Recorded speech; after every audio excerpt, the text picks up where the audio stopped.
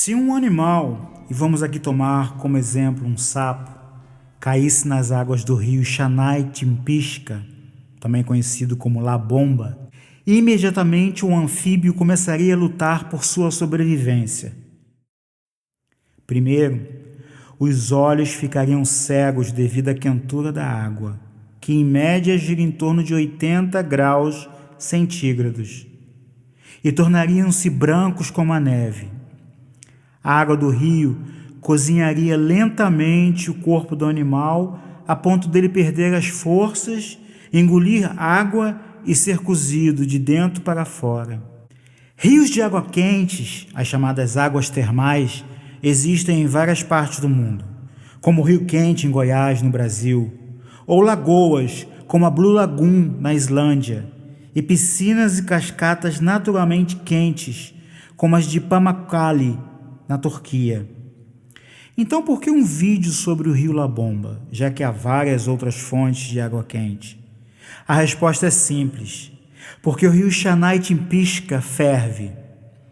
Todos os rios quentes já documentados no mundo estão ao lado de um vulcão. Portanto, hoje vamos conhecer um pouco mais desse insólito rio e o porquê de suas águas ferverem, mesmo estando localizado em uma selva tropical de solo permanentemente úmido e temperaturas amenas, devido à densidade das copas das árvores, bloqueando a ação direta dos raios solares. Os locais de água termais são aquecidos por um processo chamado de geotermia, que é o calor do próprio solo da região, ou então por estarem próximos a vulcões, como dito anteriormente.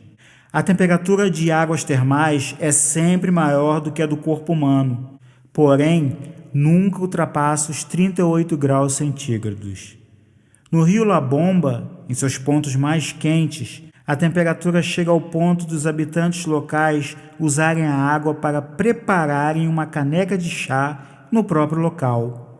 Para uma comparação mais próxima ao nosso dia a dia, a temperatura em que nossos alimentos começam a cozinhar começa a partir dos 47 graus centígrados.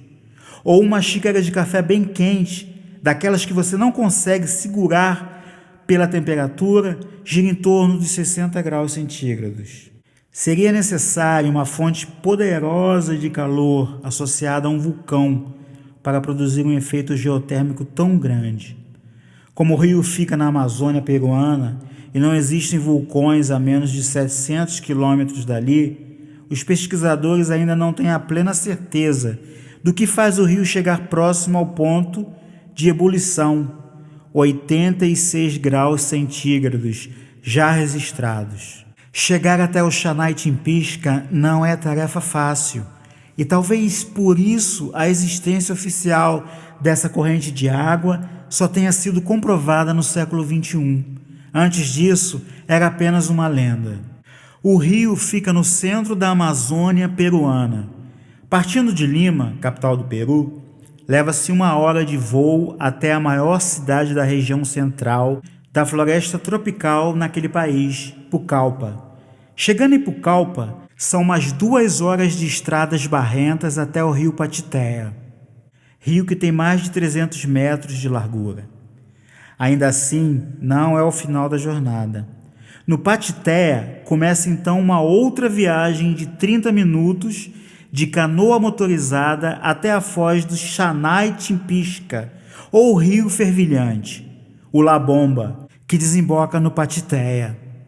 O Xanai-Timpishka é um afluente do rio Amazonas de aproximadamente 6,5 km de extensão, 6 metros de profundidade e 30 metros de largura, e seu nome na língua local significa fervido com o calor do sol, o que não corresponde à verdade.